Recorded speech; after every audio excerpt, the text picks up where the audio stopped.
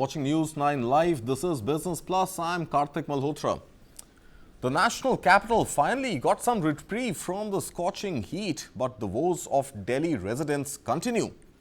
The shocker, in fact, the biggest shocker this morning came from the Delhi airport, where one person lost his life while several others, at least 8, got injured after a portion of the roof of the Delhi airport's Terminal 1 fell on cars and taxis. Besides the roof sheet, the support beams also collapsed, damaging the cars parked in the pickup and drop area of the terminal. Union Minister of Civil Aviation Ram Mohan Naidu Kinjarappa arrived at the Delhi Airport's Terminal 1 to review the situation. The Civil Aviation Minister announced a compensation of 20 lakh rupees to the next of kin of the deceased and rupees 3 lakh each for the injured.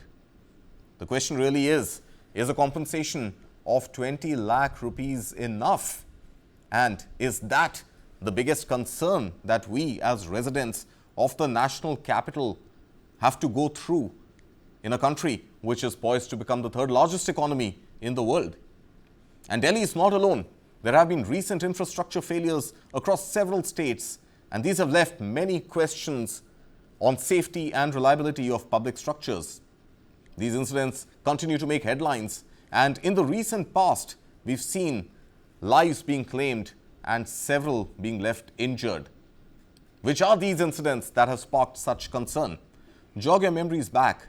In Jabalpur, part of a fabric canopy at Dama Airport's new terminal collapsed due to overnight rains, raising questions, and very serious ones at that, about the construction quality.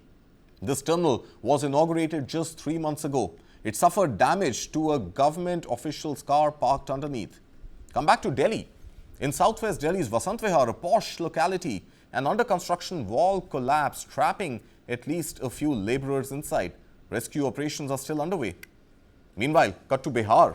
It witnessed its 4th bridge collapse in a week, disrupting connectivity between districts. Thankfully, no injuries were reported in Bihar. In Telangana, an under-construction bridge collapsed, halting the contractor-related issues. Fortunately, again, no injuries here were reported too. In Bengaluru, and Bengaluru has been privy to a lot of disruptions caused by rain. But just recently, heavy rainfall caused part of a road near the metro station construction site to cave in, snarling traffic. Similar incident took place earlier last month when a part of the road caved in due to the collapse of a structure at a metro site. These incidents highlight a worrying trend on infrastructure failures across India, leaving a big question to be answered. What measures is the government taking, or should the government be taking, both at the center and at the state level, to prevent such tragedies in the future? I've got 3 very interesting guests joining me this evening. Dr. S Rana, former chairman and managing director at HUDCO. Chandrashekhar Prabhu, architect and urban development expert. And Dikshu Kukreja, renowned urban planner and managing principal architect, CP Kukreja Architects. Dikshu, let me start this discussion with you. What we've seen today in the national capital at Terminal 1 of the airport is not something that flyers or residents of a city want to ever see. What went wrong, according to you as an architect?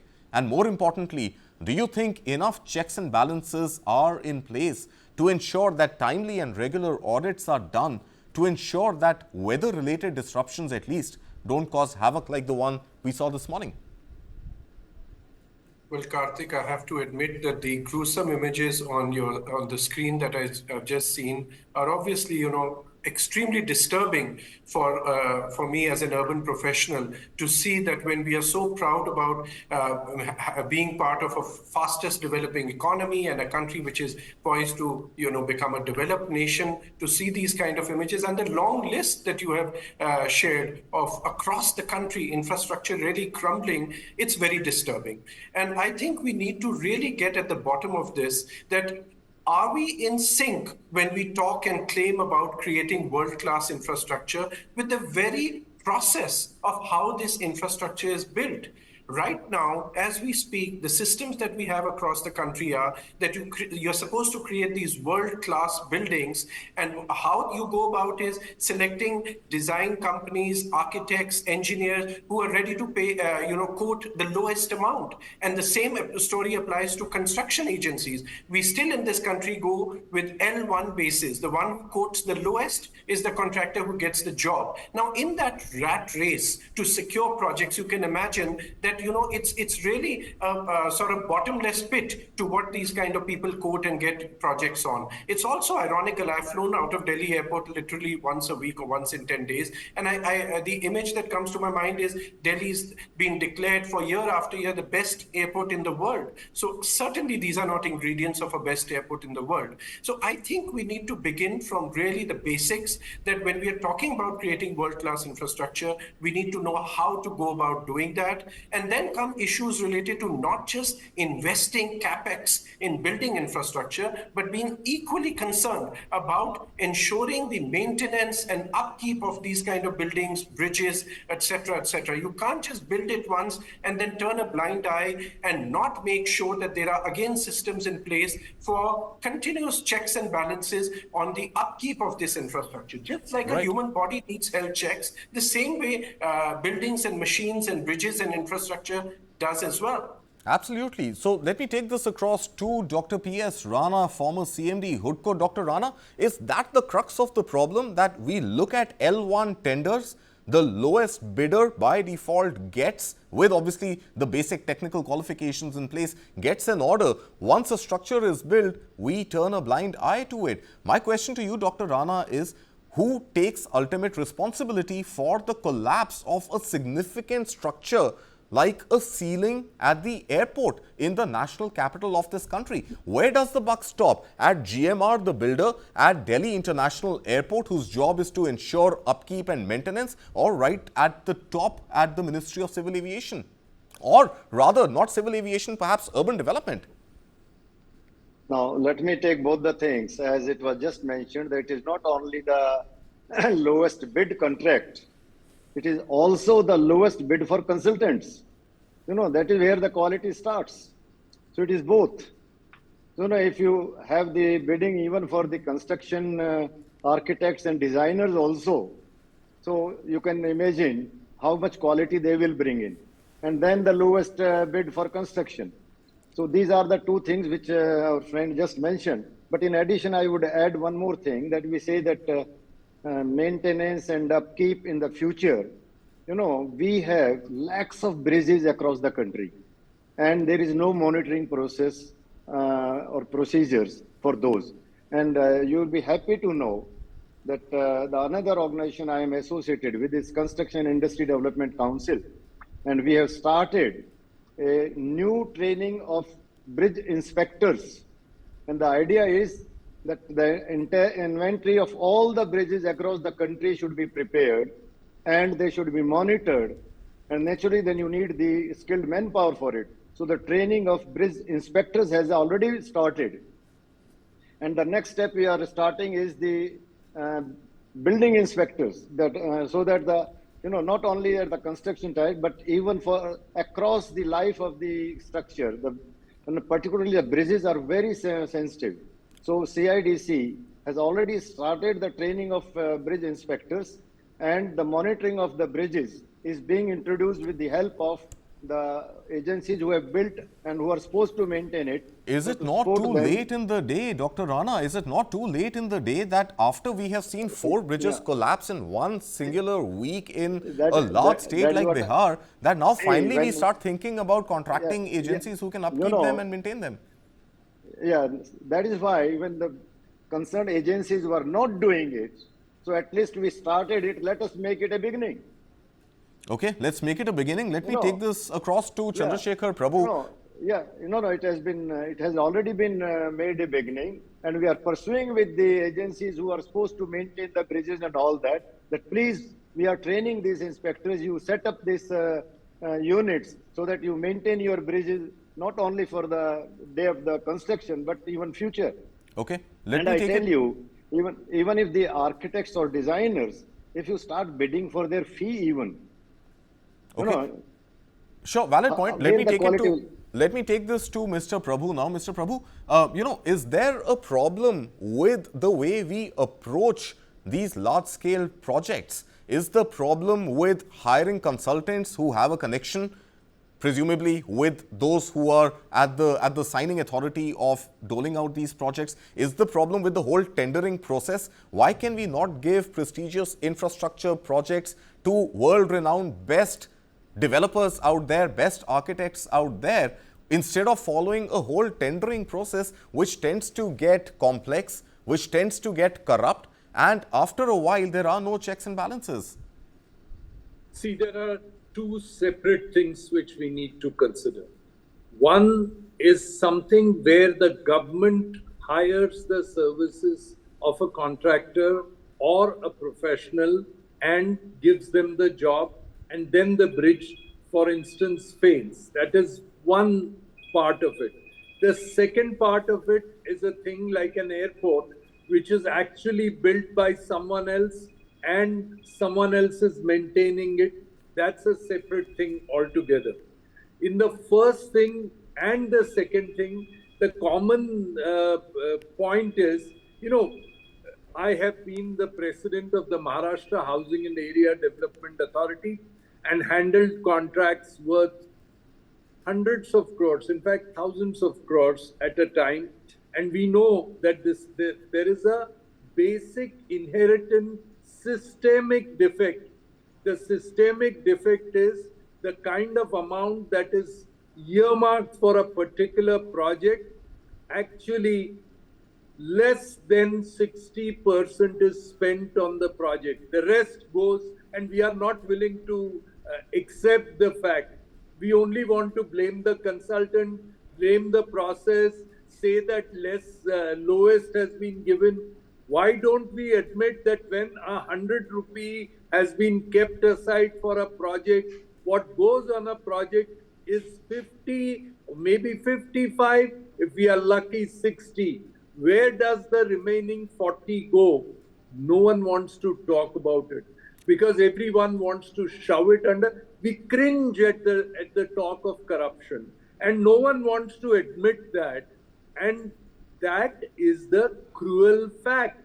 The very fact that after Chandigarh, on an international level, when we go to conferences, we have very few structures to talk about in the post-independent era. You're right. Just because, Corbusier did a Chandigarh or a Louis Kahn did a IIM Ahmedabad.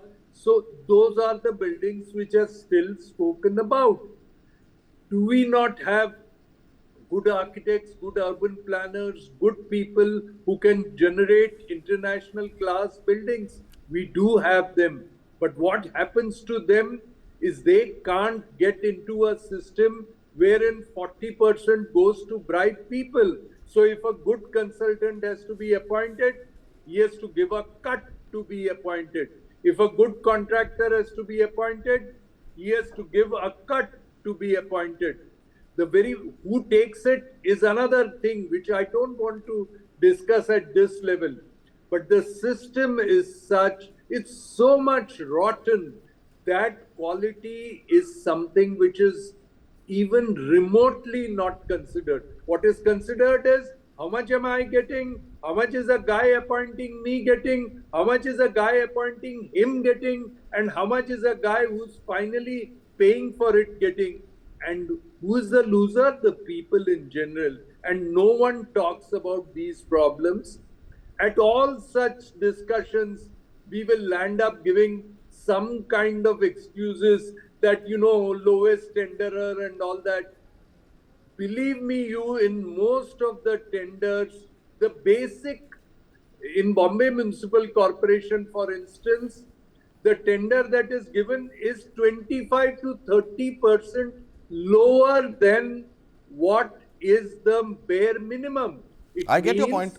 Mr. Prabhu. I think these are very, very valid concerns, and you're talking about why India doesn't have world-class architects. India does. So let's take it to one of them, Dikshu Kukreja, who's been listening in to you. Dikshu, Obviously, we understand that the problem is with the checks and balances not being in place. There are serious allegations that Mr. Prabhu is raising on corruption potentially. If not corruption at the highest offices, then at least down the line, there are enough instances of corruption that whatever is allocated is actually not spent on construction. But my question to you is, I know you may not want to ratify that one way or another, but my question to you is a fairly straightforward one. Are we doing a trade-off between quantity and quality? We are spending a lot of money on infrastructure development. It has been the priority of the government since 2014 to build infrastructure, build bridges, build roads, build highways.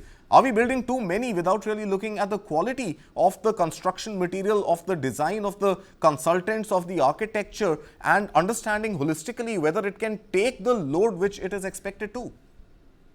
Kartik, that's a very good question. And I would just say that in a country as large as us, where 1/6 or almost 1/7 at least of the world's population is sitting in this country, a country which is all geared up to become a developed nation, I think the intentions are all correct and are all there. Certainly, we need this quantum of development to take place. Can we handle this quantum of development? Of course we can. We have all those resources. The problem, I would say, is the basics. First of all, let us all pledge that we will start valuing human life more than we currently do. I think in this country, the value of human life is literally nothing. We have the value of a human life is 20 lakh rupees. We are putting a financial number on the value of life. Right. So, there has to be zero tolerance towards these kind of grave errors that take place. There has to be an understanding that the process that is being adopted to build this infrastructure has some fundamental flaws which can actually be fixed. It's not so difficult. It's just the realization that I plead is difficult at the moment. But once the process is fixed, the talent is all here, the capabilities are all here, and we really should march towards this kind of development with the quantum, to answer your question, with the quantum that we are doing today. But that outlook, the processes, for example, and anywhere else in the world, these kind of important projects, it's paramount that you also have a health and safety engineer or an health and safety engineering team at site supervising these kind of projects. Here, where do we think about that? You think you need one civil engineer, a couple of mechanical engineers, and the projects, these big ones, can be supervised by them. So these kind of attitudes don't work. And again, I reiterate the point that, building is one thing, but maintaining is another thing altogether. Like Dr. Rana just mentioned, I think that's a very welcome step of training people to become supervisors or safety checking mechanism. But what I worry about, that is that route also going to go the way that has just been mentioned in our country, where corruption becomes the excuse that yes, you can get these annual audits done at a certain cost, at a certain price. So I think these aspects are complex, and yet I believe that the solutions are not so complex. So we need a change in our attitude, that we can't just have full page advertisements glorifying world-class infrastructure being inaugurated. We actually need to get to the bottom of it, that are we seriously creating that world-class infrastructure? Dr. Rana, are we creating that world-class infrastructure? Because the images look beautiful, the ads splurge with so much money across dailies on a very regular basis, where you see these many kilometers of road built, this state has built, national highways and state highways, etc. But is that really what we need to do with our infrastructure? See, as it was just discussed, let me tell you, the India Habitat Center, it was built by HUDCO in 1991. And you know how much the architect was paid? 4.5% as the fee. And you can see the quality of design, quality of space definition. And if you hire an architect for 1% or 1.5%, how much quality will he bring? How much, how can he afford to bring that minute? But sir, is the problem with the architecture? Is the problem with the design, or is the problem with maintenance? Both. Because you see, no. Architecture means architecture and design are our common team. Right. If you don't pay them enough, and as Mr. Prabhu said further, earlier you don't pay them enough, and then out of that also, if there is a cut, then who will bear the loss? But I want He to will I not, want to understand from you, what are our priorities at urban development? What are our priorities? Just go ahead, build roads, build highways, build ports, build airports. I mean, we have massive targets on them. But what about seeing them no, through no. from a qualitative Yeah, perspective? if you are coming to the urban planning level, I think our biggest loss is the lack of planning itself. I have been discussing with people that why can't we do the urban design and give, why each person had to come for a building approval. And then people say that even there he has to bribe it. If we, what is the difference between Connaught Place and then the development of Barakhamba Road and Karjan Road? Right. You So, know, that is the difference in quality. If So you I plan think and I if the think some city very takes, serious very serious allegations coming through this show that corruption, despite whatever we say that our corruption ranks have gone down, we've overall climbed up in ethical business practices. I think the message is loud and clear that corruption still seems to be a major issue, and this coming from a former CMD of HUDCO and coming from an urban planner and architect are very serious concerns that need to be tabled. But Dikshu, before we run out of of course, time, I want to bring of it course, back to you. There are other issues as well. I mean, we've seen bridge collapses and we've seen, the airport roof collapse today. But every time there is a little bit of a shower in a place like Delhi or a place like Bengaluru, our cities are flooded. So while building world-class infrastructure is one part of the problem. Maintaining existing infrastructure to a point that you can't take one off-seasonal shower is another problem altogether. How do we fix this? Because mass migration of urban dwellers outside of these metro cities doesn't seem like a possible solution. Overnight springing up new cities which can be employment generations of the future doesn't seem like an option. How do we decongest our cities? How do we ensure that at least the basics of drainage systems continue to work? And we're talking about the national capital and India's own Silicon Valley, no less. Yes, Kartik, I am afraid that I will not be able to completely answer in totality what you've asked. It's a complex issue. I mean, I will not be able to answer in the couple of minutes that you're probably going to have on the show for it. But nevertheless, let me just say that, in the case of Delhi, for example, and it applies to many other cities in India, that this whole aspect of multiplicity of authorities is the greatest excuse for passing the buck. So a simple problem like what you've talked about, flooding in Delhi, which has just happened today, has been a disaster. Ironically, 2 days ago, we were scrambling for water. We were pleading that Delhi is under drought. And we now don't have rainwater we're pleading that we harvesting. are under flood. And So we the don't have whole rainwater issue there is, harvesting. I mean, it's the simplest, quickest way to conserve water. Just harvest the water which is absolutely. falling down And let me naturally. tell you this. Let me tell you this, that Delhi has a great topography. The soil strata of Delhi allows water harvesting to happen very well. Also, the fact that we have a lot of open space in Delhi. You have open vacant land parcels, you have parks, etc., where you can build water reservoirs to create conservation of water. This water harvesting, rainwater harvesting, we talk about how many harvesting pits are there on paper. And I'm afraid to say that in reality, there are a fraction of them actually being done. So these are issues as well. But the whole aspect is that we must have a single unified agency which has an overarching responsibility of how water management, there can be an integrated water management policy in Delhi which can be done. There are issues like lakes which used to be there acting as natural reservoirs during monsoon. They have been filled up. The drains get clogged. Right. Desilting does not happen on time. Climate change is only adding to these anomalies of intense rainfalls, etc. And what is And we are terrible yet is to that see the existing worst. And we are drains yet to itself see are the not- worst of climate change. This is just the beginning of climate change. But before I end, just a simple one-line answer from you, Dikshu, and I'll go to other panelists also. In the present scenario of all the disasters we've seen in urban planning, where does the buck stop? And I have to say, buck stops at the whole attitude of whoever is creating this infrastructure. I would say the institutions, the government bodies, the municipal bodies, which talk about creating this infrastructure, their system of creating the infrastructure is flawed, and that needs to be fixed. Okay, so you're saying the Dr. Rana system is talked to blame. about- You're saying Yeah. the system is to blame. I'll take this across to Mr. Prabhu. Mr. Prabhu, if there was one ministry or there was one organization which was to be blamed for what is happening and where the buck must stop, which one would that be? Simple. You don't require a rocket science for that. It will shock people, but it's very simple.